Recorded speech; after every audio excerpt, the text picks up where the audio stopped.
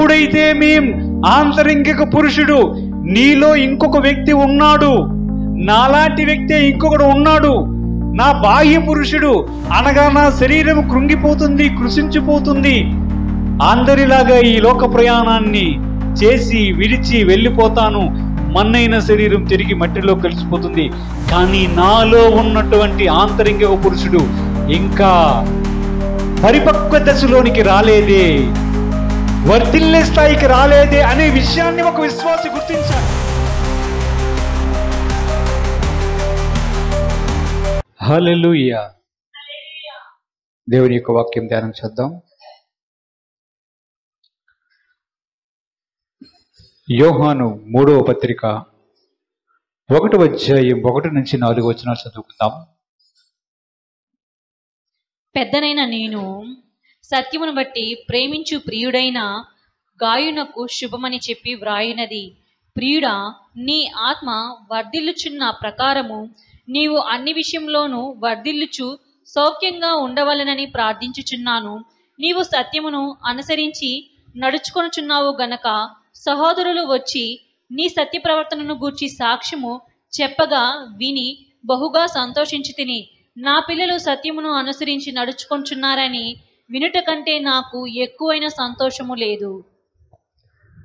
పరిశుద్ధుడైన తండ్రి, మహోన్నతుడైన దేవ, సర్వోన్నతుడైన తండ్రి, మాతో మాట్లాడండి. నీ వాక్యములు ఉన్న సత్యములను గ్రహించలాగా మాకు సహాయం దయచేయండి. నన్ను మరుగుపరిచి మీరు మాట్లాడి మీరు మహిమ పొందమని యేసుక్రీస్తు పరిశుద్ధ నామమున అడిగి వేడుకొనుచున్నాము తండ్రి, ఆమేన్. యోహాను రాసినటువంటి 3వ పత్రిక 1వ అధ్యాయంలో దేవుని యొక్క వాక్యం కొన్ని విషయాల గురించి ప్రస్తావన చేస్తూ ఉంది. ప్రియుడా, నీ ఆత్మ వర్ధిల్లుచున్న ప్రకారం నీవు అన్ని విషయముల్లో కూడా వర్ధిల్లు. వాక్యం చెప్తుంది, ఆత్మ వర్ధిల్లడం గురించి చెప్తూ ఉన్నాడు. అన్ని విషయాల్లో కూడా వర్ధిల్లడం గురించి కూడా ప్రస్తావన చేస్తూ ఉన్నాడు. ఇంగ్లీష్ బైబిల్లో ఎలాగుంటుందంటే సోల్ అని ఉంటుంది. మనం తెలుగులో చూసుకున్నప్పుడు ఎలా కనిపిస్తుంది? ఆత్మ అని కనిపిస్తుంది. ఆత్మ వేరే, ప్రాణం వేరే. సోల్ అంటే ప్రాణం, ఆత్మ అంటే స్పిరిట్. వాక్యంలో మనం చూస్తూ ఉంటే ఇక్కడ ఎలాగో కనిపిస్తుందంటే ఆత్మ వర్ధిల్లడం గురించి మాట్లాడుతూ ఉన్నాడు. నిజానికి యేసు ప్రభు వారిని మనల్ని రక్షించినప్పుడు మన ఆత్మ బ్రతికించబడింది. చనిపోయిన స్థితిలో ఉన్నటువంటి మన ఆత్మ యేసు ప్రభు వారి యొక్క కృప చేత మనం రక్షించబడ్డాం, మనం బ్రతికించబడ్డాం. కానీ ఇక్కడ వాక్యం చూస్తుంటే ఏం సెలవిస్తుంది? నీ ఆత్మ వర్ధిల్లుచున్న ప్రకారం నీవన్ని విషయాల్లో కూడా వర్ధిల్లాలి అని చెప్తూ ఉన్నాడు. ఆత్మ వర్ధిల్లుతుందా, ప్రాణం వర్ధిల్లుతుందా అనే విషయం మనం ఆలోచన చెయ్యాలి. మన ఆత్మ యేసు ప్రభువును రక్షించబడిన తర్వాత అది వర్ధిల్లుతుందా?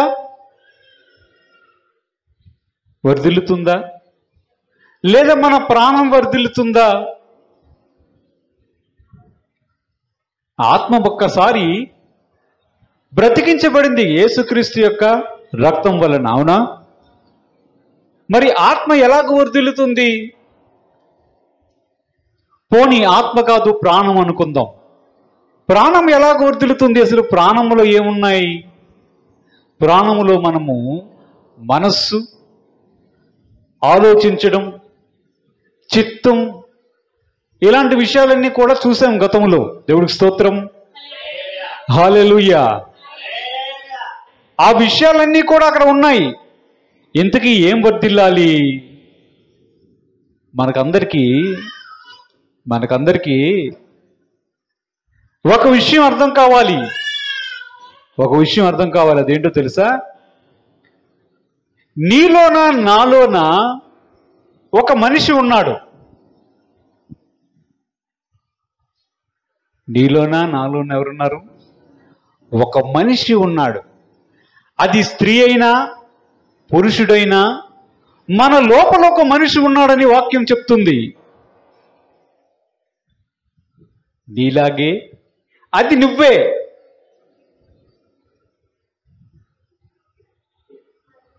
ఎవరు? నీలాగే అది నువ్వే. అది వర్ధిల్లాలి.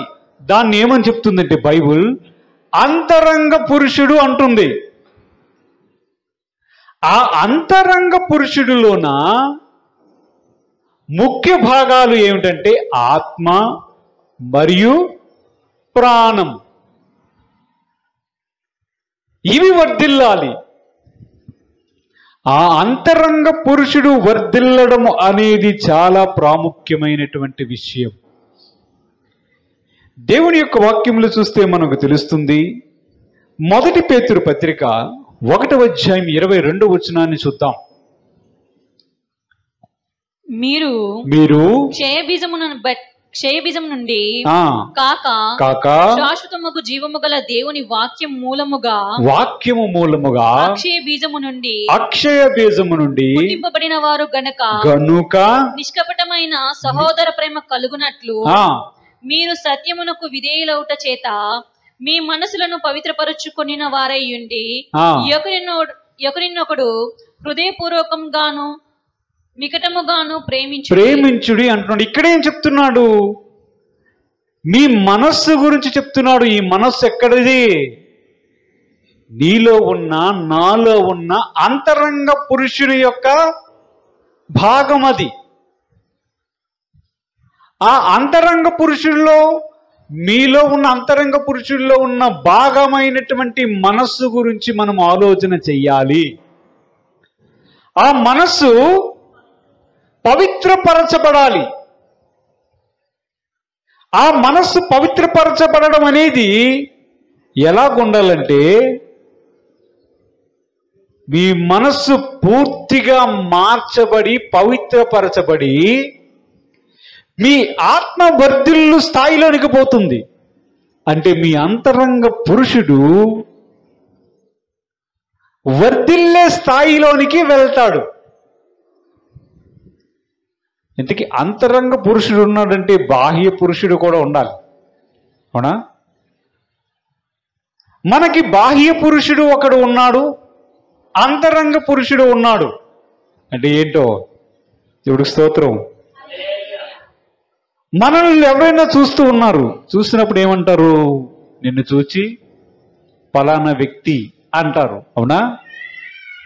కనిపిస్తున్నటువంటి ఈ శరీరం, ఈ దేహం, కనిపిస్తున్నటువంటి ఈ శరీరం, ఈ దేహం, బైబిల్ ఏం చెప్తుందంటే అది బాహ్య పురుషుడు అని అంటుంది. మీరు స్త్రీలు కదా, బాహ్య స్త్రీ అనుకోకండి. అంటే బయటికి కనిపించే రూపం ఉంది చూసారా, అది బాహ్య పురుషుడు. ఎవరికి కనిపించని లోపల భాగం ఉంది చూసారా, బైబిల్ చెప్తుంది అది అంతరంగ పురుషుడు. ఆ అంతరంగ పురుషుడు వర్ధిల్లడం చాలా ప్రాముఖ్యమైనటువంటి విషయం. ఆ అంతరంగ పురుషుడు వర్ధిల్లాలంటే ఏం చేయాలి? ఏం చెయ్యాలి? ఏం చెయ్యాలి? అంతరంగ పురుషుల్లో ఏ ఏ భాగాలు ఉన్నాయి, అవి ఏమేమి చేస్తున్నాయి, దానికి నేనేమి చెయ్యాలి అని తెలుసుకుంటే మీ అంతరంగ పురుషుడు కూడా వర్ధిల్లుతాడు. దేవుడికి స్తోత్రం. చదవబడినటువంటి వాక్య భాగంలో పేతురు పత్రికలో మనకు అర్థమవుతుంది, అంతరంగ పురుషుడిలో భాగమైనటువంటి మీ మనస్సు ఏదైతే ఉందో అది ఏమవుతుంది? పవిత్రపరచబడడం అనేది జరిగింది. అవునా? జరిగిందా? ఎలాగూ జరిగింది పవిత్రపరచబడడం? ఎలాగూ జరిగింది పవిత్రపరచబడడం? ఎలా జరిగింది? మీ మనస్సులు పవిత్రపరచబడ్డాయా? మనసు ఉందా ఇంతకీ? ఉందా? హల్లెలూయా. ఆ మనస్సు పవిత్రపరచబడాలి. ఎలాగ పవిత్రపరచబడుతుంది? మనల్ని పవిత్రపరిచేది ఏంటి? మనల్ని పవిత్రపరిచేది ఏంటి? మనల్ని పవిత్రపరిచేది ఏంటి? ఆ విషయాలు తెలుసుకుంటేనే అంతరంగ పురుషునిలో మనం వర్ధిల్లడం అనేది జరుగుతుంది. ముందుకు వెళ్తే మనకు అర్థమవుతుంది. వాక్యం చూద్దాం ఏముంది. 2వ కొరింథీ పత్రిక 4వ అధ్యాయం 16వ వచనాన్ని చూద్దాం. 2వ కొరింథీ పత్రిక. కావున మేము అధైర్యపడము, మా బాహ్య పురుషుడు కృషించుచున్నను, ఆంతర్య పురుషుడు దినదినము నూతన పరచబడుచున్నాడు. అంటే ఏం చెప్తున్నాడు? మీ బాహ్య పురుషుడు కృషించిపోతున్నాడు, మీ అంతరంగ పురుషుడు దినదినము నూతన పరచబడుచున్నాడు. బాహ్య పురుషుడు అంటే ఎవరన్నాం? మీకు కనిపించే బయట శరీరమే బాహ్య పురుషుడు. అది దినదినం ఏమవుతుంది? కృషించిపోతుంది. అంటే వయసు పెరిగే కొద్దీ, కాలము గడిచే కొద్దీ ఆ శరీరం అనేది కృషించిపోవడం అనేది జరుగుతూ ఉంది. బైబిల్ చెప్తున్నటువంటి మాటను మనం జాగ్రత్తగా ఆలోచన చేయాలి. 2 వ్యక్తులున్నారు. మీ లోపల ఉన్నటువంటి వ్యక్తి రోజు రోజుకి నూతన పరచబడాలి. లేదా ఇంకొకలాగా అర్థం చేసుకుంటే ఆ వ్యక్తి దినదినము వర్ధిల్లాలి. ఏమవ్వాలి? దినదినము వర్ధిల్లాలి. అంటే అంతరంగ పురుషుడు, మీలో ఉన్నటువంటి ఆంతరంగిక పురుషుడు దినదినము కూడా వర్ధిల్లే ప్రక్రియ ఒకటి ఉన్నది. ఆ ప్రక్రియ ఒకటి ఉంది. అది మీరు ఎలాగూ చూసుకోవాలంటే, ఆ ఆంతరంగిక పురుషుడు, నీలో ఉన్నటువంటి నీవు ప్రతిదినము కూడా దాన్ని వర్ధిల్లేటట్లు చూసుకోవాలి. అర్థమవుతుందా? అది మన చేతిలో ఉందా? మరి వాక్యం ఏమని సెలవిస్తుంది? ప్రియుడా, నీ ఆత్మ వర్ధిల్లుచున్న ప్రకారం నీవన్ని విషయాల్లో కూడా వర్ధిల్లు అన్నాడు. ఆత్మ వర్ధిల్లడం ఏమిటి? ఇంకా ఏ విషయాల్లో వర్ధిల్లుతాం? మీకేమైనా ఆలోచన ఉందా? ఆత్మ వర్ధిల్లడం అంటే ఏమిటి? పరిశుద్ధాత్మ వర్ధిల్లడమా? అలా చూస్తారేంటి? మీలో ఉన్నటువంటి ఆంతరంగిక పురుషుడు వర్ధిల్లాలి. ఆ వర్ధిల్లడానికి ఏం చెయ్యాలో మనం ఇప్పుడు చూస్తున్నాం. ఒక మాట చూసాము, మీ మనస్సు మాత్రం పవిత్రంగా ఉంచుకోండి అంటున్నాడు. ప్రతిదానికి సంబంధం ఉంది. జాగ్రత్తగా మనసు పెట్టి ఆలోచిస్తేనే అర్థమవుతుంది. మీ మనస్సు పవిత్రపరచబడాలి అంట. మీ మనస్సు ఎలాగ పవిత్రపరచబడుతుంది? దేవుని యొక్క వాక్యం ద్వారా పవిత్రపరచబడుతుంది. మిమ్మల్ని పరిశుద్ధపరిచే పవిత్రాత్మ వలన కూడా పరిశుద్ధపరచబడుతుంది మీరు. అవునా? ఇంతకీ చచ్చిన స్థితిలో ఉన్నటువంటి నీ ఆంతరంగిక పురుషుడిలో భాగమైనటువంటి నీ ఆత్మను బ్రతికించింది ఎవరు? ఎవరు? జీవము గల దేవుని ఆత్మ. ఆత్మయే కదా మనల్ని జీవింపజేస్తుంది. పరిశుద్ధాత్మ శక్తి ద్వారా మీరు బ్రతికించబడ్డారు. దేవుడికి స్తోత్రం చెల్లించండి. హల్లెలూయా.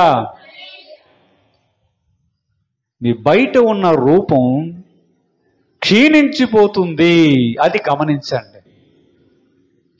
వాక్యంలో చూద్దాం. రోమాపత్రిక 12వ అధ్యాయం 2వ వచనాన్ని చూద్దాం. మనం వర్ధిల్లడంలో జరిగే ప్రక్రియ ఏమిటో మనకు అర్థమవుతుంది. మీరు ఈ లోక మర్యాదను అనుసరింపక ఉత్తమమును అనుకూలమును సంపూర్ణమునయ్యున్న దేవుని చిత్తమేదో పరీక్షించి తెలుసుకున్నట్లు మీ మనసు మరీ నూతన మగుట వలన రూపాంతరం పొందుడి. ఏమంటున్నాడు? మీ మనస్సు మరి నూతన అవ్వాలి అంట. అంటే ఏంటి? అవి ఏమైనా కనిపిస్తాయా? కొన్ని బయట కనిపిస్తే తీసి సబ్బు పెట్టి తుడిచి ఏదో ఒకటి చెయ్యొచ్చు. కానీ వాక్యం సెలవిస్తుంది, దేవుని యొక్క వాక్యం సత్యమైనది. మీ మనస్సు ఇంకా నూతనం అవ్వాలి అంట. మీ మనస్సు ఎక్కడుంది? నీలో ఉన్నటువంటి నీవే, దానిలో ఉందా మనస్సు. ఒకవైపు చెప్తున్నాడు మనస్సు పవిత్రపరచబడాలి సుమా అంటున్నాడు, ఇంకోవైపు అంటున్నాడు ఇంకా నూతనమగుతూ ఉండాలి, ఇంకా కొత్తదవ్వాలంట. ఎలాగవుతుంది? మనస్సు కొత్తది ఎలాగవుతుంది? అక్కడే ఉంది, ఆత్మ వర్ధిల్లుచున్న కొలది అంటున్నాడు. మీ ఆంతరంగిక పురుషుడు దినదినము వృద్ధి చెందాలి అంటే మీ మనస్సు ఇంకా క్రొత్తదిగా మారుతూ ఉండాలి. అంటే తారు మనస్సు కాదు, కానీ మనస్సే ఇంకా మారుతూ ఉండాలి. ఈ వాక్య భాగాలన్నీ చదువుతున్నాం. దీని యొక్క పర్యవసానాలు ఎందుకు ఇవన్నీ కూడా మన ఆత్మ వర్ధిల్లుటకు కారణమవుతాయో దానిలో ఏమవుతుందో మనం చూడబోతున్నాం. దేవుడికి స్తోత్రం, హల్లెలూయా. చూద్దాం ఇప్పుడు ఎఫెసీ పత్రిక 3వ అధ్యాయం 16వ వచనాన్ని కూడా చూస్తే అక్కడేముంది? మీరు అంతరంగిక పురుషుని యందు శక్తి కలిగి ఆయన ఆత్మ వలన బలపరచబడునట్లుగాను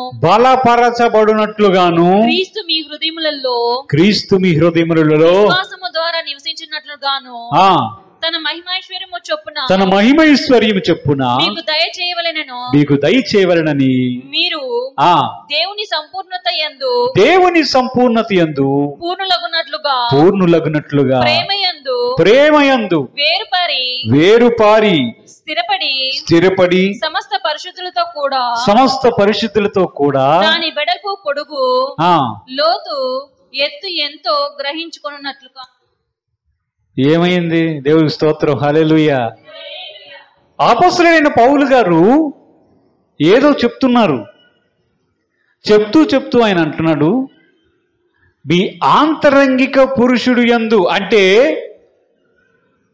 అంటే నీలో ఉన్నటువంటి ఆంతరంగిక పురుషుడు, నీ లోపల ఇంకొక మనిషి ఉన్నాడు. ఆ మనిషి శక్తి గలవాడుగా ఉండాలి అంటున్నాడు. అవునా? ఏం చదివారు? 16వ వచనం మాత్రమే చూస్తే ఏముంది? పైన మాత్రమే చూస్తే ఏముంది?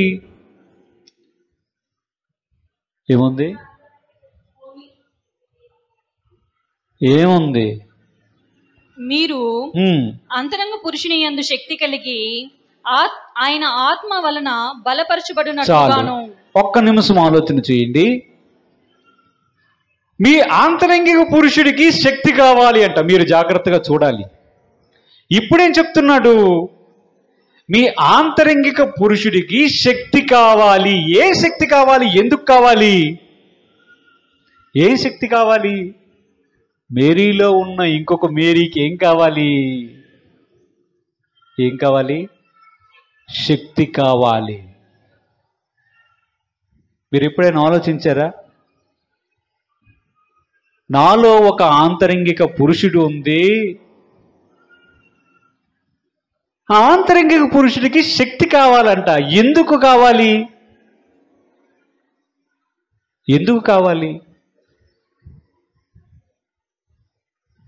వాక్యం సెలవిస్తుంది, మిమ్మల్ని బలపరచడానికి కావాలి.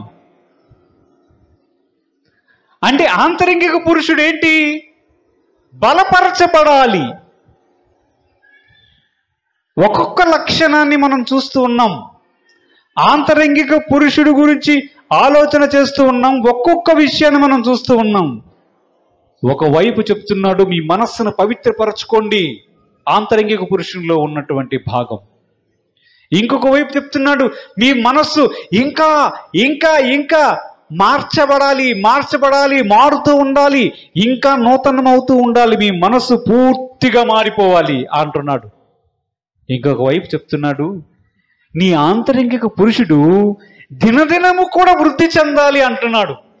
ఇంకొక వైపు చెప్తున్నాడు, నీ ఆంతరంగిక పురుషుడు శక్తి గలవాడిగా ఉండాలి. ఆ ఆంతరంగిక పురుషునికి శక్తి కావాలి అంటున్నాడు. ఎందుకు అంటే బలపరచబడడానికి అంటున్నాడు. ఏంటివన్నీ? ఎప్పుడైనా ఆలోచన చేసామా? ఇవన్నీ ఏంటి? దాన్ని బట్టి మన ఆత్మ వర్ధిల్లడం ఎలాగో జరుగుతుంది? మన ఆత్మ వర్ధిల్లకపోతే అసలు ఏం జరుగుతుంది? మన ఆత్మ వర్ధిల్లితే అసలు ఏం జరుగుతుంది? వాక్యములు చూస్తే మరికొన్ని విషయాలు చూద్దాం. రోమాపత్రికలో 7వ అధ్యాయం 21 నుంచి కొన్ని వచనాలు చదువుకుందాం. రోమాపత్రిక 7వ అధ్యాయం. కాబట్టి మేలు చేయగోరు నాకు కీడు చేయుట కలుగుచున్నదను ఒక నియమము నాకు కనబడుచున్నది ఆంతరంగ పురుషుని బట్టి. మరలా చూడండి, ఆంతరంగిక పురుషుణ్ణి బట్టి దేవుని ధర్మశాస్త్రమునందు నేను ఆనందించుచున్నాను గాని వేరొక నియమము నా అవయములలో ఉన్నట్టు నాకు కనబడుచున్నది. అది నా మనస్సునందున ధర్మశాస్త్రముతో పోరాడుచు నా అవయములలో ఉన్న పాప నియమమునకు నన్ను చెరపట్టు లోపరుచుకొనుచున్నది. అయ్యో నేనెంత దౌర్భాగ్యుడును. మరణముకు లోనకు శరీరము నుండి నన్నెవడు విడిపించును? మన ప్రభువైన యేసుక్రీస్తు ద్వారా దేవునికి కృతజ్ఞతాస్తుతులు చెల్లించుచున్నాను. కాగా మనసు విషయంలో నేను దైవ నియమమునకును శరీర విషయంలో పాప నియమమునకును దాసుడనై ఉన్నాను. హల్లెలూయా. ఏం చెప్తున్నది వాక్యం? ఏం చెప్తుంది? మరలా చెప్తుంది, మీకు శరీరం ఉంది, అది బాహ్య పురుషుడు. మీరు రోజు రోజుకి మీ బాహ్య పురుషుడు, మీ పైనున్న రూపం క్షీణించిపోయి మీరు మన్నే గనక మట్టయిపోతారు. కానీ నీ లోపల ఇంకొక మోహన్ ఉన్నాడు, నీ లోపల ఇంకొక మేరీ ఉంది. అది మాత్రం ప్రతి దినము ఆ ఆంతరంగిక పురుషుడు మారుతూ ఉండాలి, వర్ధిల్లడం అనేది ప్రారంభించాలి. వర్ధిల్లి ఎలాగో వెళ్ళాలంటే అత్యధికమైనటువంటి స్థాయిలోనికి వెళ్ళాలి. బాహ్య పురుషుడు కృషించిపోతున్నాడు అని చెప్తున్నాడు. వాక్యములు చూస్తే మనకు తెలుస్తుంది, ఇక్కడ 2 నియమాలు కనిపిస్తున్నాయి. ఏ నియమాలు? 2 నియమాలు కనిపిస్తున్నాయి. ఏ నియమాలు అవి? దైవ నియమమా, దేవుని ధర్మశాస్త్రం? అది 2 నియమాలు ఏంటంటే, ఒకటి ఆత్మ నియమం,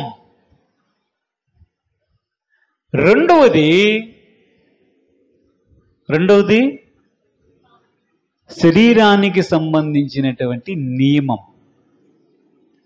మీ శరీరములో ఏముంటుందో తెలుసా? వాక్యం చెప్తుంది, మీ శరీరములో బైబిల్ చెప్తూ ఉంది. ఏం చెప్తుంది? ప్రజలలో పాప నియమం అనేది వారి శరీరములో ఏర్పడుందంట. అంటే ఏంటి?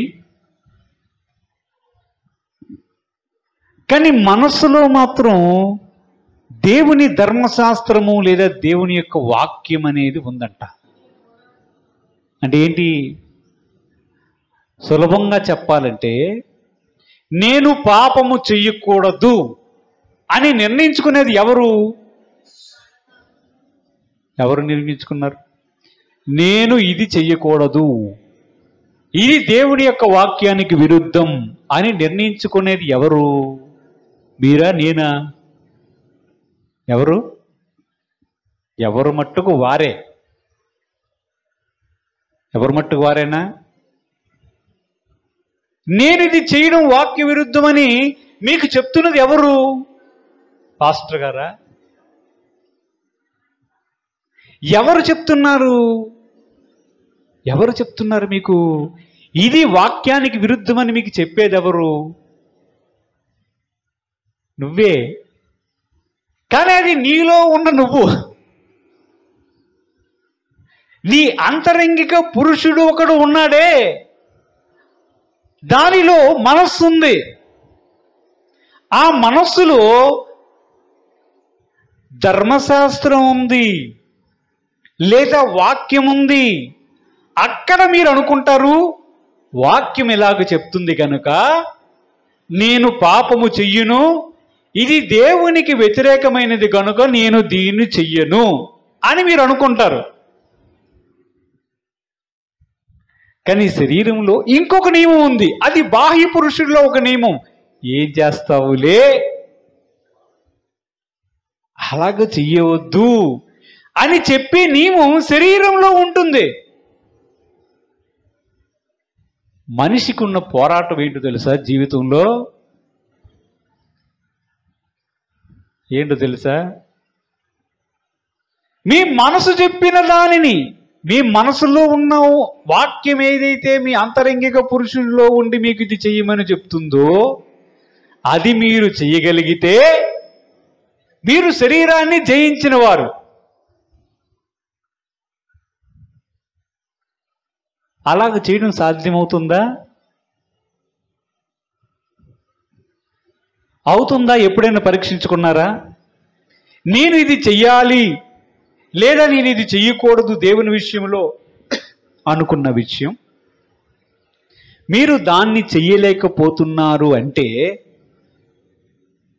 మీలో ఏ నియమం పనిచేస్తున్నట్టు?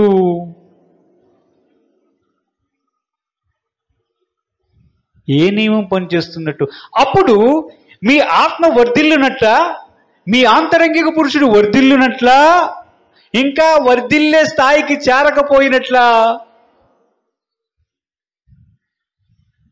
అందుకే మనం ధ్యానిస్తున్నాం, ఆంతరంగిక పురుషుడు ఒకడు ఉన్నాడు, నీలో ఒక మనిషి ఉన్నాడు. అతడు లేదా ఆమె పాపం చెయ్యాలనుకుంటాడు. ఎలాగంటే యేసు ప్రభు వారు చెప్పారు కదా, ఆత్మసిద్ధమే గాని శరీరం బలహీనం. ప్రార్థన చేయాలనే కూర్చుంటారు, కానీ ప్రార్థన చేయడానికి శరీరం సహకరించదు. ఎవరితో చెప్పాడు ఈ మాట? యేసు ప్రభు వారు శిష్యులతో చెప్పాడు, ప్రార్థన చెయ్యండి, మనుష్య కుమారుడు అప్పగించబడబోతున్నాడు, ప్రార్థన చేయండి అంటే పేతురు గారు కునికారు, మిగతా వారు కునికారు. పేతురు, మీరు నాతో కూడా ఒక్క గడి అయినా మేలుకు నుండి ప్రార్థన చేయలేరా అని చెప్పాడు. మరలా వెళ్ళిపోయాడు. మరలా వచ్చి ప్రార్థన చేసి ఆయన మరలా వచ్చి చూసినప్పుడు మరలా సేమ్ స్లీప్ మోడ్. ఏమయ్యా, ప్రార్థన చేయమని చెప్పాను కదా, ఎందుకు చేయట్లేదు? యాక్చువల్గా వాళ్ళ మనస్సు దుఃఖముతో నిండిపోవడం వలన వారికి నిద్రే అనుకుంటాం కదా, నిద్ర అనుకుంటాం. కానీ వాక్యంలో మనం చూస్తే ఏం కనిపిస్తుంది తెలుసా? వారు మనస్సు వారికి తెలియకుండానే మా ప్రభువుని అప్పగించిపోతున్నారు. అది వారికి చాలా బాధ కలిగించింది. వారి మనస్సులో ఉన్నటువంటి బాధది. దాని వలన వారి మనస్సు కృంగిపోయి వారికి తెలియకుండానే ప్రార్థన చేద్దాం అనుకుంటున్నటువంటి శిష్యులు నిద్రలోకి జారిపోతున్నారు. మీరు వాక్యాన్ని జాగ్రత్తగా చూస్తే వారికి ప్రార్థన చేయాలని ఉంది. ఒకవైపు వారి ప్రభువు మన రక్షకుడు అప్పగించబోతున్నాడనే విషయం తెలిసినటువంటి బాధ కూడా వారి మనసులో ఉంది. చెయ్యాలి చెయ్యాలి చెయ్యాలి, అక్కడ యేసయ్య చేస్తున్నాడు, నేను ఇక్కడ చెయ్యాలి చెయ్యాలి చెయ్యాలి అనుకుంటున్నారు. ప్రార్థనకి మోకరించారు, పడుకుంటూ పోతున్నారు. అప్పుడు ప్రభు చెప్తున్నాడు, ఆత్మ సిద్ధమే గాని శరీరం బలహీనమైనది. అంటే ఏంటి? ఏదో చెయ్యాలనుకుంటున్నాం దేవుడి గురించి, దేవుని కొరకు అన్ని ఆయన చెప్పినట్లే అడుగులు వేయాలనుకుంటున్నాం, కానీ వేయలేకపోతున్నామే. కారణం ఏంటి? వారి మనస్సులో భారం దిగి వారికి బాధ కలిగించి వారు నిద్రతో జోగడానికి కారణమయ్యింది. అంటే ఇక్కడ శరీరం గెలవడానికి కారణం ఎక్కడ దొరికింది? మనస్సులో ఉన్నటువంటి బాధ కారణమయ్యింది. అందుకే చెప్తున్నా, ఆత్మ వర్ధిల్లడం అంటే ప్రాణం వర్ధిల్లడం అంటే ఆంతరంగిక పురుషునిలో ఉన్నటువంటి నీ మనస్సులో ఉన్నటువంటి విషయాల గురించి మీరు దృష్టి పెట్టడం చాలా ప్రాముఖ్యమైన విషయం. ఎప్పుడైతే ఆంతరంగిక పురుషుడు, నీలో ఇంకొక వ్యక్తి ఉన్నాడు, నాలాంటి వ్యక్తి ఇంకొకడు ఉన్నాడు, నా బాహ్య పురుషుడు అనగా నా శరీరం కృంగిపోతుంది, కృషించిపోతుంది, అందరిలాగా ఈ లోక ప్రయాణాన్ని చేసి విడిచి వెళ్ళిపోతాను, మన్నైన శరీరం తిరిగి మట్టిలో కలిసిపోతుంది, కానీ నాలో ఉన్నటువంటి ఆంతరంగిక పురుషుడు ఇంకా పరిపక్వ దశలోనికి రాలేదే, వర్తిల్లే స్థాయికి రాలేదే అనే విషయాన్ని ఒక విశ్వాసి గుర్తించాలంటే ఏం చెయ్యాలి? వాక్యం ఏం చెప్తుందో వాక్యం అనే అర్థములో కానీ చూసుకున్నట్లయితే మనకు అర్థమవుతుంది. మన ఆత్మ వర్ధిల్లిన స్థాయిలోకి వచ్చిందా, ఆంతరంగిక పురుషుడు నాలో ఉన్నటువంటి నేను వర్ధిల్ల స్థితిలో ఉన్నానా లేనా అనే విషయం మనకు అర్థమవుతుంది. ఆత్మలో వర్ధిల్లకపోతే చాలా నష్టపోతాం. ఆత్మలో వర్ధిల్లకపోతే అసలు మీలోకి సంపూర్ణత రాదు. మీలోకి సంపూర్ణత రాకపోతే మీరు దేవుని యందు సంపూర్ణముగా కనిపించరు. వాక్యములు చూస్తే అవశ్యం మనం చూసాం. ఇప్పుడు 7వ అధ్యాయంలో ఏముంది? ఆత్మ నియమం ఒకటి ఉంది, అలాగే పాప నియమం ఒకటి ఉంది. ఈ శరీరములో ఉన్నటువంటి పాప నియమం శరీరాన్ని డామినేట్ చేస్తుంది. మన వాక్యములు చూస్తుంటే ఏముంటుంది? ఆ మనసులోనే ధర్మశాస్త్రం ఉంది, ఆ మనసులోనే దేవుని యొక్క వాక్యం ఉంటుంది. ఆ వాక్యం చెప్తున్నట్లుగా ప్రవర్తిద్దామంటే కోరడం లేదు. అంటే ఈ వాక్య భాగాలన్నీ, ఇప్పుడు వరకు చూసిన వాక్య భాగాలన్నీ కలిపి చూస్తే మనకి ఆత్మవర్ధిల్లడం అంటే ఏంటి? ఆత్మ అయితే నీలో ఉన్నటువంటి వ్యక్తి ఆంతరంగిక పురుషుడు దినదినము నూతన పరచబడాలి. నీ మనస్సు పూర్తిగా మారుతూ ఉండాలి. నీ ఆంతరంగిక పురుషుడు ప్రతిదినము కూడా వృద్ధి చెందుతూ ఉండాలి. ఈ విషయాలన్నీ చూస్తూ ఉంటే ఆయన ఏదో చెప్పాలనుకుంటున్నాడు. ఇంకా అది వర్ధిల్లుతుంటే మరికొన్ని విషయాలు కూడా మన జీవితంలో వర్ధిల్లడం కనిపిస్తుంది. అది ఎలాగో చూద్దాం. చూడండి, కొలస్సీ పత్రిక 1వ అధ్యాయం 9 నుంచి 12 వచనాలు ఒక్కసారి చూద్దాం. కొలస్సీ పత్రిక. అందుచేత ఈ సంగతి వినిన నాట నుండి మేమును మీ నిమిత్తము ప్రార్థన చేయుట మానుటలేదు. మీరు ఆ, సంపూర్ణ జ్ఞానమును సంపూర్ణ జ్ఞానమును ఆత్మ సంబంధమైన వివేకము గలవారును ఆత్మ సంబంధమైన వివేకము గలవారును ఆయన చిత్తమును పూర్ణముగా ఆయన చిత్తమును పరిపూర్ణముగా గ్రహించిన వారునై గ్రహించిన వారై ప్రతి సత్కార్యంలో ఆ, సఫలులగుచు దేవుని విషయమైన జ్ఞానమందు అభివృద్ధి పొందుచు అన్ని విషయములలోనూ ప్రభువును సంతోష పెట్టినట్లు ఆయనకు తగినట్టుగా నడుచుకొనవలెననియు ఆనందంతో కూడిన పూర్ణమైన ఓర్పును దీర్ఘశాంతమును కనపరచునట్లు ఆయన మహిమ శక్తిని బట్టి సంపూర్ణ బలముతో బలపరచబడవలననియు తేజోవాసులైన పరిశుద్ధుల స్వాస్థ్యములో పాలివారమగుటకు మనలను పవిత్రునుగా చేసిన తండ్రికి మీరు కృతజ్ఞతాస్తుతులు చెల్లింపవలనని దేవుని బతిమాలు కొనుచున్నాను. దేవునికి స్తోత్రం కలుగును గాక.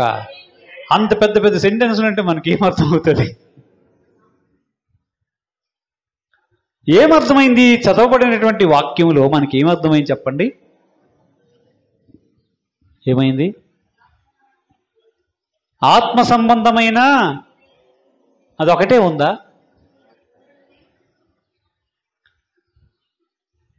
ఆత్మ సంబంధమైన వివేకం ఉంది, దేవుని సంబంధమైన జ్ఞానం ఉంది, దేవుని చిత్తం ఉంది, శక్తి గలవారై బలపరచడం ఉంది, ఇవన్నీ ఉన్నాయి. ఎందుకు ఆత్మవర్ధిల్లడానికి చదవబడినటువంటి వాక్యానికి ఏం సంబంధం ఉంది? ఏముంది? మీ ఆత్మవర్ధిల్లడంలో ఏమవుతుందో తెలుసా? దేవునికి సంబంధించినటువంటి చిత్తం ఏదైతే ఉందో అది మీకు సంపూర్ణముగా బయలుపరచబడుతుంది. మీరు ఈ వాక్య భాగాన్ని ఇలాగే పట్టుకొని రోమాపత్రిక 12వ అధ్యాయం 2వ వచనం కూడా పట్టుకొని చదువుతాం. రోమాపత్రిక 12వ అధ్యాయం 2వ వచనంలో ఏముంది? మీరు ఈ లోక మర్యాదను అనుసరింపక ఉత్తమమును అనుకూలమునైన సంపూర్ణమయ్యున్న దేవుని చిత్తం మీద పరీక్షించి తెలుసుకొనున్నట్లు మీ మనస్సు మారి నూతన మగుట వలన రూపాంతరం పొందుడి. ఎందాక చదువుకున్నాం, మనస్సు మారడం వలన ఆత్మవర్ధిల్లే స్థితిలోనికి వెళ్తున్నామని చూసాం. అవునా? చూసామా లేదా? అక్కడ వాక్యం సెలవిస్తుంది, మనస్సు ఎవరికైనా మారుతూ ఉంది అన్నట్లయితే ఏం జరుగుతుందో తెలుసా? ఇప్పుడు జాగ్రత్తగా గమనించాలి. ఏం జరుగుతుందో తెలుసా? మీకు మొట్టమొదట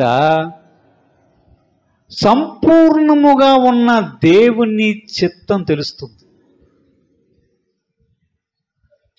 అంటే మనసు మారనంత వరకు, రూపాంతరం పొందనంత వరకు, ఆత్మలో మీరు వర్ధిల్లే స్థాయిలోనికి వెళ్ళకపోయినంత వరకు అసలు దేవుడి చిత్తం ఏమిటో మీకు అర్థం కాదు. మీకు దేవుని చిత్తం అంటే ఏంటి? ఫలానాదేదో నాకు దేవుడి చిత్తం అంటే ఇలాగ సేవ చేయమన్నాడు, దేవుడి చిత్తం అంటే ఇలాగ చేయమన్నాడు, ఆ పని చేయమన్నాడు, అది ఉంది దేవుడి చిత్తం. అది కాదు మనం మాట్లాడుకుంటున్నది, అది కాదు. అసలు మనిషిని రక్షించడానికి లేదా నిన్ను రక్షించడానికి దేవుడికి ఉన్నటువంటి ఒక చిత్తం అనేది ఉంటుంది, ఒక ఆలోచన అనేది దేవుడి దగ్గర ఉంది. ఇలాంటిది నాది చిత్తం, ఇది నేను అనుకుంటున్నాను, ఇది నేను అనుకుంటున్నానని దేవుడు ఒక విషయాన్ని తన భక్తులకు చెప్పాలనుకుంటాడు. అది వాక్యం ద్వారా మనకు కనిపిస్తుంది. కానీ మీ మనసు ఎప్పుడైతే మారుతుందో, పూర్తిగా మార్పు చెందడానికి అడుగులు వేస్తుందో, అప్పుడు మీరు దేవుని యొక్క చిత్తాన్ని సంపూర్తిగా గ్రహించగలుగుతారు. ఎవరు స్తోత్రం? ఏమర్థమైంది? అంటే దేవుడి చిత్తం మనకు తెలియాలంటే మనస్సు మారాలి. మనస్సు మారాలి అంటే నువ్వు ఆత్మ వర్ధిల్లే స్థాయిలో ప్రయాణం చెయ్యాలి. మీ ఆత్మ వర్ధిల్లే స్థాయిలో ప్రయాణం చేయాలి అంటే మీ ఆంతరంగిక పురుషుడు ప్రతిదినము వృద్ధి చెందాలి. మీ ఆంతరంగిక పురుషుడు ప్రతిదినము వర్ధిల్లాలి అంటే మీకు పరిశుద్ధాత్మ శక్తి ద్వారా ఆయన మీలో నివసించి మిమ్మల్ని బలపరచాలి. ఇప్పుడు స్తోత్రం. అంటే ఏంటి? ఆయన ఏం చెప్పాలనుకుంటున్నాడు? మీకు నా చిత్తం చెప్పాలనుకుంటున్నాను. మీ మనస్సును పూర్తిగా మార్చండి. మీ మనస్సు పూర్తిగా మారితే మీరు ఆత్మలో వర్ధిల్లిన వారు అవుతారు. మీరు ఆత్మలో వర్ధిల్లిన వారైతే నా మనసంతా మీకు తెలుస్తుంది. ఎందుకంటే దేవుని మనస్సు ఆయనకే తెలుస్తుంది. మనుషుల్లో ఉన్నటువంటి మనస్సు మనుష్య ఆత్మకే తెలుస్తుంది. ఆయన విషయాలు మీకు తెలియాలంటే, ఆయన చిత్తము మనకు తెలియాలంటే ముందు మారాల్సింది ఏంటి తెలుసా? అది గ్రహించాలంటే ముందు ఇది మారాలి. ఇది పూర్తిగా మారితే గ్రహింపు మొదలవుతుంది. గ్రహింపు మొదలవుతుంది. అందుకే ఇక్కడ మనం చూసాం కొలస్సీ పత్రిక 1వ అధ్యాయం ఏమంటున్నాడు? దేవుని చిత్తం మీకు తెలుస్తుంది. ఒకటి. రెండవది ఏమన్నాడు? దేవుని యొక్క జ్ఞానం, దేవునికి సంబంధించిన విషయాలు మీరు సంపూర్ణంగా గ్రహించే స్థితిలోనికి వస్తారు. హల్లెలూయా. ఎక్కడికి వస్తారు? ఏముంది? దేవుని యొక్క విషయాలు, దేవుని యొక్క జ్ఞానం. రెండో విషయం మనం మాట్లాడుతున్నాం. దేవునికి సంబంధించిన విషయాలు మనకు అర్థమవుతాయి. ఎప్పుడో తెలుసా? లోపల ఉన్న ఆంతరంగిక పురుషుడు దినదినము వర్ధిల్లుతూ ఉంటే అప్పుడు మీకు అనిపిస్తుందంట, ఓహో దేవుని జ్ఞానం అంటే ఇదా, దేవుడు జ్ఞానం ఇలా ఉంటుందా, దేవుని ఆత్మ సంబంధమైన విషయాలు ఇలాగ ఉన్నాయా అని అర్థమవుతుంది. ఇప్పుడు మనకు ఎలాగ ఉంటుందో తెలుసా? మామూలుగా మనకు ఎలా ఉంటుందంటే, చర్చికి వస్తాము, పాట పాడుతాం, ఏవో చేస్తాం, వెళ్ళిపోతాం. కానీ మన దృష్టి ఎక్కడుంటుంది చెప్పండి? మన మనసు ఎలా ఉంటుందో ఒకసారి చూడండి. మీ మనసులోకి మీరు తొంగి మీ ఆంతరంగిక పురుషుడి లోపల మీరు చూస్తే ఎలా ఉంటుందో తెలుసా? ఈరోజు వెళ్ళాను, ఏదో చేశాను, తిరిగి వచ్చాను అన్నట్లుగా ఉంటుంది. అవునా? కానీ మీరు ఆత్మ వర్ధిల్లితే, మీ మనస్సు విశాలమవడం ప్రారంభిస్తే దేవుని యొక్క సంపూర్ణమైన చిత్తం మీకు కనిపిస్తుంది. దేవుని యొక్క సంపూర్ణమైన చిత్తం కనిపిస్తూ మీకు పూర్తి దేవుని యొక్క జ్ఞానం, దేవుని యొక్క తలంపులు అన్నీ మీకు స్పష్టంగా కనిపిస్తాయి. అప్పుడు ఇప్పుడున్నట్లుగా మీరు ఉండలేరు. అప్పుడు ఎలా ఉంటుంది తెలుసా? ఒకవైపు నరకం, ఒకవైపు పరలోకం, రెండు మీ కళ్ళ ముందే ఉంటాయి. అప్పుడు మీ మనస్సు పైనున్న వాటినే వెతకండి అనే మాటకి కరెక్ట్గా సరిపోతుంది. ఆత్మ వర్ధిల్లే స్థాయి అది. ఇంకా వాటిని వెతకకపోతే ఇంకా మీ ఆత్మ, మీ ఆంతరంగిక పురుషుడు ఇంకా వర్ధిల్లలేదని దాని అర్థం.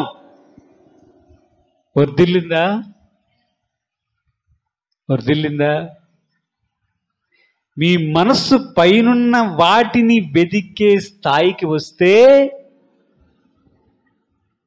మీ ఆంతరంగిక పురుషుడు వర్ధిల్లాడని మీకు సూచన. మీరు దేని గురించి వెతుకుతున్నారో, దేని మీద దృష్టి పెడుతున్నారో, మనల్ని మనం పరిశీలన చేసుకుంటే మనకే అర్థమవుతుంది. ఇప్పుడు చెప్పండి, పోనీ దైవ జ్ఞానం మనకు పూర్తిగా తెలుసా? పోనీ దేవుని చిత్తం సంపూర్ణంగా గ్రహించగలిగామా?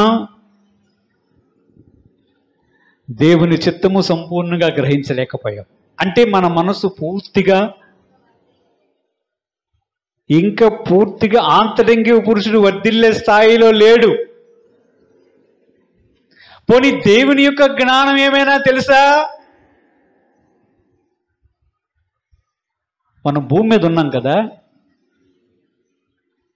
ఒక షాపులో పనిచేస్తూ ఉన్నాం అనుకోండి, మన మైండ్ ఎక్కడ ఉంటుంది? అర్థం అవడానికి ఒక ఉదాహరణ, ఒక షాపులో పనిచేస్తాం, మన మైండ్ ఎక్కడ ఉంటుంది?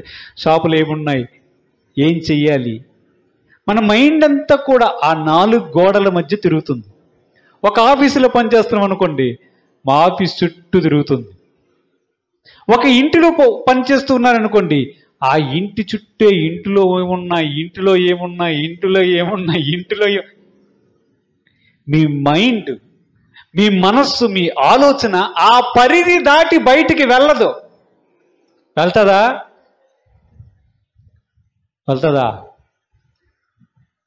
అదే పద్ధతిని, అదే సూత్రాన్ని ఆత్మీయ జీవితానికి అప్లై చేసి చూడండి.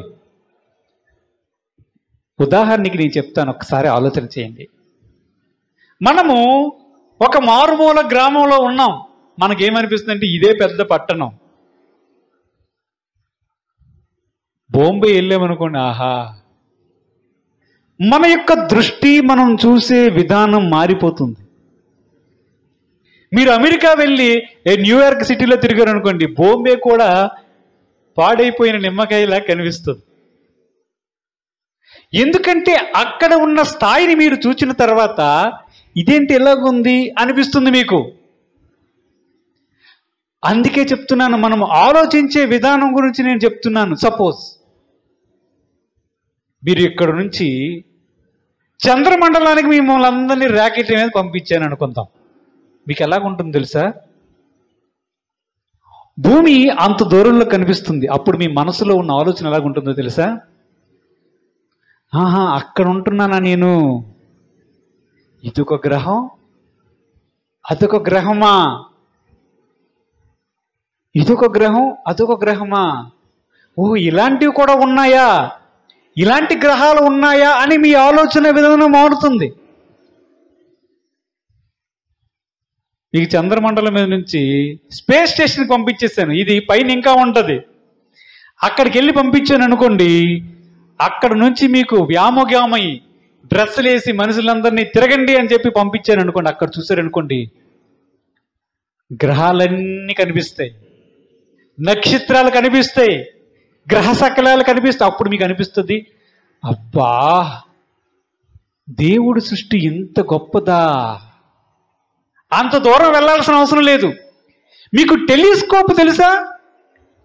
టెలిస్కోప్ దగ్గరికి పట్టుకొని వెళ్ళి మిమ్మల్ని కూర్చుని పెట్టి 1 గంట సేపు కూర్చుని పెడితే ఎన్నో లక్షల కిలోమీటర్ల దూరంలో ఉన్న నక్షత్రాలు మీరు చూడగలుగుతారు, గ్రహాలని చూడగలుగుతారు. మీకు అనిపిస్తుంది, ఓహో, ఇవన్నీ ఉన్నాయా, ఈ ఊడేరే పెద్దది కావాలనుకున్నానే అనే విషయం మీకు వస్తుంది. ఎందుకు నేను ఇది చెప్తున్నానంటే, మీరు చూసే దృష్టి కోణం మారిపోతుంది. అది నెక్స్ట్ లెవెల్. అంటే మీరు ఒక్కసారి అంతరిక్షానికి వెళ్ళొస్తే, భూమా, ఓహో, భూగ్రహం ఇలాగుందా, సముద్రం ఇలాగుందా, అబ్బా ఎంత నీలంగా ఉంది పైనున్న వాతావరణం, సముద్రాలు, మేఘాల పైనుంచి చూస్తారు కనుక మేఘాలు కనిపించేటప్పటికి ఒక్కసారి మీ యొక్క మనస్సు ఆలోచించే విధానం మారిపోతుంది. ఎందుకు ఇవన్నీ చెప్పుకుంటున్నామో తెలుసా? మీ మనస్సు మారితే మీరు ఆలోచించే విధానం మారిపోతుంది. మీకు పెద్ద పిక్చర్ కనిపిస్తుంది. అప్పుడు మీకు ఏమనిపిస్తుంది తెలుసా? ఓహో, దేవుని యొక్క అద్భుతమైన సంకల్పం ఇది. ఇది నేను గ్రహించలేకపోతున్నానే అని మీరు బాధపడతారు. ఎప్పుడైతే మీ మనస్సు పూర్తిగా మారుతుందో అప్పుడు ఏమవుతుందో తెలుసా? మీకు దేవుని యొక్క సంపూర్ణమైన చిత్తం ఇంకా స్పష్టంగా కనిపించడం ప్రారంభిస్తుంది. ఇంకా మీరు అలాగ కొనసాగితే మీకు దేవుడికి సంబంధించినటువంటి జ్ఞానం కనిపిస్తుంది. అపొస్తలుడైన పౌలు గారు తన సేవ చేస్తునేటప్పుడు ఒకసారి ప్రార్థన చేస్తూ ఉంటే, ప్రార్థన చేస్తుండగానే పరదేశు వెళ్ళిపోయాడు. పరదేశం ఎక్కడ ఉంటుంది? ఆ 3వ ఆకాశంలో ఉంటుంది. అక్కడికి వెళ్ళిపోయాడు పరదేశు. ఆయన చెప్తున్నాడు, అతడు శరీరంతో వెళ్ళాడో శరీరం లేక వెళ్ళాడో నాకు తెలియదు కానీ అంటున్నాడు. అతడంటే ఎవరు? అతనే, పౌలు గారే చెప్తున్నాడు. నేను ప్రార్థన చేస్తూ ఉంటుండగా పరదేశం వెళ్ళి వచ్చేసాను. మనం అందరం చనిపోయిన తర్వాత పరదేశం వెళ్తాం. ఆయన ప్రార్థన చేస్తుండగానే పరదేశం వెళ్ళాడు. ఎందుకంటే అతని స్థాయి వేరే. మన స్థాయి ఏంటంటే గోడే, 4 గోడలే. మన మైండ్ అంతే, మన ఆలోచన అంతే, మనంతా ఈ కన్నంలో చీమల రైపు. మనకి ఇదే ప్రపంచం. చీమలకి ఎక్కడ ఉంటుంది? లోపలే ఉంటుంది ప్రపంచం. బయట ఏమున్నది అనేది ఏం అవసరం లేదు. పరదేశం వెళ్ళి చూసి వచ్చేసాడంట. బహుశా అక్కడ యేసుక్రీస్తునందు మృతి పొందినటువంటి ఆత్మలను చూశాడేమో. దావీదు, అబ్రహాము, ఆదాము, సమూయేలు, ప్రవక్తలు. ఓహో, నేను స్టెఫెన్ చంపానే. స్టెఫెన్ అతను చెప్పాడా? చంపలే. స్టెఫెన్ చనిపోయినప్పుడు సాక్షిగా ఉన్నానే. బహుశా స్టెఫెన్ కూడా చూసాను. సహోదరుడు ఆ స్టెఫెన్ బహుశా మనం ఊహించుకో. ఐఎమ్ వెరీ సారీ, నీ చావుకి నేను సమ్మతించాను అనుండొచ్చేమో. ఏం పర్లేదు బ్రదర్, ఇప్పుడు ఎలాగొచ్చావు కదా, నెక్స్ట్ టైం నువ్వు వస్తావు అనుకుని మాట్లాడరేమో. ఇప్పుడు దృక్పథం ఎలాగ మారుతుందో తెలుసా? పరదేశుకు వెళ్ళి వచ్చిన వ్యక్తికి ఎలాగ ఉంటుందో తెలుసా? నాకు ఇంకేమీ అవసరం లేదు, యేసు మాత్రమే కావాలంటాడు. అన్ని చూశాడు, స్పష్టంగా చూశాడు. ఆహా, ఇలాగుంటుందా పరదేశు, ఇక్కడికి రావాలన్నా యేసు ప్రభు వారు నన్ను రక్షించారు. ఓహో, నేను ఇలాగ ఆలోచించాలా? మీ ఆలోచన, మీ మనస్సు, దేవుని యొక్క చిత్తం అన్నీ స్పష్టంగా మీకు బయలుపరచబడిన తర్వాత మీ మనసు పూర్తిగా మారిపోతుంది. విషయాలు ఇంకా లోతుగా కనిపిస్తాయి. అప్పుడు మీకు ఏమనిపిస్తుందో తెలుసా? ఛా, ఇక మీదట జీవించుట, ఇక మీదట క్రీస్తు కొరకే, చావైతే లాభమే అనే ధోరణికి వస్తారు. వాక్యం చెప్పడం వల్ల రారు. బైబిల్లో ఉన్న వచనం నా మట్టుకైతే బ్రతుకుట క్రీస్తే, చావైతే లాభమనే వాట్సాప్ స్టేటస్లో పెడితే రారు. ఆ అనుభవానికి వెళ్ళాలి. ఎలాగెళ్తారు? ఆ అనుభవానికి వెళ్ళాలంటే ఇక్కడే సమస్య ఉంది. గమనించాలి మనం. సమస్య ఎక్కడుందో గమనించి, మనకి ఉన్న మనస్సు ఉందే, చింతకాయ మనస్సు, పులుపు మనస్సు. అప్పటికప్పటికే భక్తి పొంగి పొర్లిపోతుంది. అప్పటికప్పటికే చేద్దాములే. ఎందుకంటే శరీరము, బాహ్య పురుషుడు నీ ఆంతరంగిక పురుషుడి మీద విజయాన్ని సాధిస్తున్నాడు. అందుకు మనసు పూర్తిగా మారాలి అని చెప్పేది. ప్రియుడా, నీ ఆత్మ వర్ధిల్లుచున్న కొద్ది నీవు అన్ని విషయాల్లో వర్ధిల్లాలి. అంటే ఎన్నో విషయాలు ఉన్నాయి వర్ధిల్లడం. ఆ వర్ధిల్లడం ఏంటో తెలుసా? దేవుని యొక్క చిత్తాన్ని సంపూర్ణంగా తెలుసుకోగలగడం గొప్ప వర్ధిల్లడం. తెలుసా దేవుని చిత్తం? తెలియదు.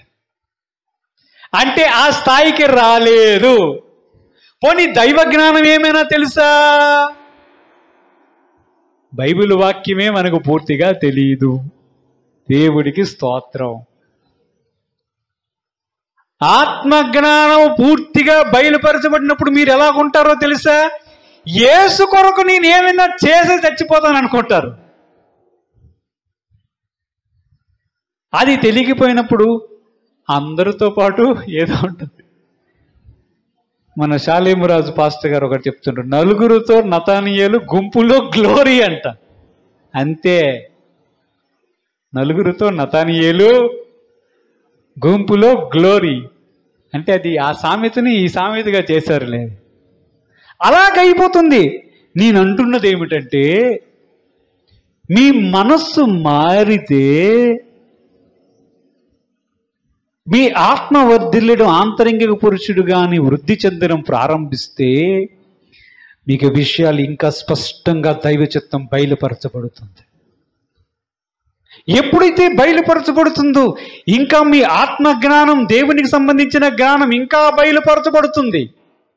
అది ఒక వ్యక్తికి బయలుపరచడం ఎంత ధన్యతో తెలుసా? అదే వర్ధిల్లడం అంటే. ఇంకా వాక్య భాగంలో చూద్దాం. ఎఫెసీ పత్రిక 3వ అధ్యాయం 14 నుంచి 19 వచనాలు కూడా ఒక్కసారి చదువుతాం. ఎఫెసీ పత్రిక 3వ అధ్యాయం. ఈ హేతువు చేత పరలోకమందును భూమి మీదను ఉన్న ప్రతి కుటుంబము ఏ తండ్రిని బట్టి కుటుంబమని పిలువబడుచున్నదో ఆ తండ్రి ఎదుటనే నేను మోకాలని మీరు అంతరంగ పురుషుని యందు శక్తి కలిగి ఆయన ఆత్మ వలన బలపరచబడినట్లుగాను క్రీస్తు మీ హృదయములలో విశ్వాసము ద్వారా నివసించినట్లుగాను తన మహిమైశ్వర్యము చొప్పున మీకు దయచేయవలనని మీరు దేవుని సంపూర్ణత యందు పరిపూర్ణులగునట్లుగా ప్రేమయందు వేరుపారి స్థిరపడి సమస్త పరిశుద్ధులతో కూడా దాని వెడల్పును పొడుగును లోతు ఎత్తు ఎంతో గ్రహించుకొనుటకును జ్ఞానమునకు మించిన క్రీస్తు ప్రేమను తెలుసుకొనుటకును తన తగిన శక్తి గలవారు కావాలనని ప్రార్థించుచున్నాను. అపొస్తలుడైన పౌలు గారి ప్రార్థన చూడండి. ఏం చెప్తున్నాడు? మీ ఆంతరంగిక పురుషుడు, మీలో ఉన్నటువంటి లోపల ఉన్నటువంటి వ్యక్తి ఉన్నాడు. ఆ వ్యక్తి చాలా ప్రాముఖ్యమైన వ్యక్తి. ఆ వ్యక్తి అంట శక్తి కలిగి ఉండాలి. శక్తి కలిగి ఉండాలి అంటే మీరు ఆత్మలో వర్ధిల్లాలి అంటే మీ ఆంతరంగిక పురుషుడు శక్తితో నింపబడాలి. ఎలాగ నింపబడతాడు? దేవుని యొక్క పరిశుద్ధాత్మ మీ ఆంతరంగిక పురుషుణ్ణి బలపరుస్తాడు. దేవుని యొక్క శక్తితో మీరు నింపబడతారు. ఇది వర్ధిల్లే స్థాయికి సంబంధించింది. దేవుని యొక్క పరిశుద్ధాత్మ శక్తి చేత మీరు నింపబడడం చాలా ప్రాముఖ్యమైన విషయం. దేవుని యొక్క ఆత్మ సన్నిధిని మీరు ప్రతిదినము అనుభవించడం చాలా ముఖ్యమైన విషయం. ఎందుకంటే దేవుని యొక్క ఆత్మ మీలో నివసిస్తూ మీ ఆంతరంగిక పురుషుణ్ణి బలపరచడం ప్రారంభిస్తుంది. మీరు దాన్ని కొనసాగించడానికి అనుమతిని ఇవ్వాలి. అప్పుడు ఏమవుతుందో తెలుసా? ఎప్పుడైతే దేవుని యొక్క పరిశుద్ధాత్మ మీ మనస్సు మీద, మీ ఆత్మ మీద పనిచేయడం, ఆంతరంగిక పురుషునిలో పనిచేయడం ప్రారంభిస్తూ ఉంటాడో మీ హృదయములోనికి యేసు ప్రభువారు వచ్చి నివాసం చేయడం ప్రారంభిస్తారు. నివాసము చేయడం ప్రారంభించిన తరువాత జరిగే ప్రక్రియ ఏమిటో తెలుసా? మొట్టమొదట ఏమవుతుందంటే మీకు ప్రేమ అనేది అర్థమవుతుంది. ఇదే అన్ని విషయాల్లో వర్ధిల్లడంలో ఇదొక ముఖ్యమైన ఘట్టం. ఏమవుతుందో తెలుసా? వాక్యం ఏం చెప్తుందో తెలుసా? యేసు ప్రభువారు మీ హృదయముల్లో నివాసము చేయడం ప్రారంభించిన తర్వాత ఇంకా మీ మనసు ఎలాగ మారుతుందో తెలుసా? ఇంకా ప్రేమ అనేది మీలో నుంచి పొంగి పొర్లుతుంది. ప్రేమయందు వేరు పాలనం అనేది జరుగుతుంది. అప్పుడు ఏమవుతుందో తెలుసా? దేవుని యొక్క ప్రేమ అనేది మీలో కనబడడం ప్రారంభిస్తుంది. కానీ దాన్ని మీరు కొలవలేరు. అది ఎంతో మీరు ఎవరికి వివరించలేరు. చివరికి ఏమవుతుందో తెలుసా? మీలో ద్వేషం అనేది రవ్వంతైనా మీలో కనిపించదు. ఇది వర్ధిల్లడం. ఇది వర్ధిల్లడం. ద్వేషం అనేది రవ్వంతైనా కనిపించక పూర్తిగా యేసు ప్రభు వారిని హృదయ సింహాసనం మీద కూర్చున్న తర్వాత ఇంకా వ్యక్తిలో జరిగేది ఏంటో తెలుసా? ఇంకా ప్రేమ తప్ప ఇంకేమీ ఉండదు మీలో. అప్పుడు ఏమవుతుందో తెలుసా? మీరు పరిపూర్ణులవుతారు. మీరు దేవుని యొక్క పరిపూర్ణతలోనికి వచ్చేస్తారు. అన్ని విషయాలలో వర్ధిల్లడంలో ఇంకొక ముఖ్యమైన విషయం ఏమిటంటే, దేవుని యొక్క సంపూర్ణత పరిపూర్ణతలోనికి రావాలి. దేవుడు ఎలాగూ ఉంటాడో అలాగూ మీరు మారుతారు. జరిగిందా? ఇప్పటికైతే జరగలేదు. జరగలేదా? జరిగిందా లేదా? దానిని సంపూర్ణత అంటారు. అది ఉంది సుమా, అది ఉంది. అది మనం యేసు ప్రభు వారిలో చూసాం. అది యేసు ప్రభు వారిలో చూసాం. దేవుడు ఇప్పుడు ఏం చెప్తున్నాడంటే, అది మనలో చూడాలనుకుంటున్నాడు. అది దైవ చిత్తం. అది దైవ చిత్తం. యేసు ప్రభు వారిని సిలువ వేసినప్పుడు ఆయన ఏమన్నాడు? తండ్రి, వీరేమి చేయుచున్నారో వీరెరుగురు గనుక వీరిని క్షమించుము. గొర్రెలకు మంచి కాపరి నేను, నా ప్రాణం పెట్టడానికి వచ్చాను అని చెప్పి సంపూర్ణముగా ప్రేమించిన దేవుడు ఎవరు? యేసుక్రీస్తు వారు. ఆయన ఇప్పుడు కోరుకుంటుంది ఏమిటంటే, మీరు గాని నా ఆత్మశక్తితో నింపబడితే మీరు బలపరచబడతారు. మీరు బలపరచబడుతుండగా మీరు దాన్ని కొనసాగిస్తే నేను వచ్చి మీ హృదయంలో నివసిస్తాను. నేను ప్రేమ అయ్యున్నాను గనుక మీలో నా ప్రేమ సంపూర్ణముగా నింపబడుతుంది. అన్ని విషయాల్లో వర్ధిల్లడంలో ఇది చాలా ప్రాముఖ్యమైన విషయం. ఇంకా ఏమవుతారో తెలుసా? పూర్తిగా దేవుని ప్రేమతో నింపబడతారు. దేవుడికి స్తోత్రం. ఎలాగ జరుగుతుంది ఇది? ఎలాగ జరుగుతుందో తెలుసా? ఒక దైవజనుడు ఉన్నాడు. పాపం ఆ దైవజనుడట, ఆయన పేరు నాకు ఎగ్జాక్ట్గా గుర్తులేదు, కానీ ఆ దైవజనుడు వాక్యం చెప్పడానికి చాలా ప్రిపేర్ అయ్యి చాలామంది జనాభా కూర్చున్న దగ్గర వాక్యం చెప్పడానికి వెళ్ళేవాడట. వాక్యం చదవడానికి ఇలాగ వాక్యం తీసి బహుశా ఉదాహరణకి యోహాను సువార్త 14వ అధ్యాయం చదువుకుందాం ప్రార్థన అనేటప్పటికల్లా అవతల కూర్చున్న వ్యక్తులందరూ ఏడవడం ప్రారంభించేవారట. అందరూ ఏడవడం అంట. ఏంటి? ఈయన ముఖాన్ని చూస్తే ఈయన ముఖంలో ప్రాబ్లం లేదు. ఆ దైవజనుడు నిలబడి ఏదో 4 ముక్కలు చెప్దాం అనుకునే లోపలే వాళ్ళు ఏడవడం ప్రారంభించేవారట. ఇంకెందుకు నేను చెప్పడం అని చెప్పి ఆపేసేవాడట. ఇంకా ప్రార్థన చేసేవాడట. మీకేమర్థమైంది? ఏమర్థమైంది చెప్పండి. దేవుని యొక్క ప్రేమ సంపూర్ణముగా అతనిలో వర్ధిల్లింది. అందుకే ఆ ముఖాన్ని చూసిన వెంటనే ఇంకా అందరూ కన్నీళ్లు కారుస్తూ ఏడవడం ప్రారంభించేవారు. బహుశా అనుకున్నాడేమో, ఎప్పుడైనా ఒక ప్రసంగం చేస్తే బాగున్నేమో అనుకునేవాడేమో. మీరు ఆలోచన చెయ్యండి. ఎందుకు అలాగూ? మనల్ని చూస్తే ఎవడని ఏడుస్తాడా? ఏడుస్తాడా? ఇంకా మన మీద సనుగుతారు, అసూయపడతారు, కోపగిస్తారు. ఈడెందుకు వచ్చాడు? తెల్లారి లేసి వీడి ముఖమే చూశాను, దీని ముఖమే చూశాను అనుకుంటారేమో.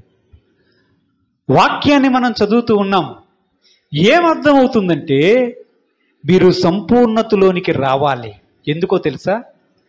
చూడండి, మత్తయి సువార్త 5వ అధ్యాయంలో 44 నుంచి 48 వచనాలు ఒక్కసారి చదవదాం. నేను మీతో చెప్పినదేమనగా మీరు పరలోకమందున్న మీ తండ్రికి కుమారులై యుండునట్లు మీ శత్రువులను ప్రేమించుడి, మిమ్మల్ని హింసించు వారి కొరకు ప్రార్థన చేయుడి.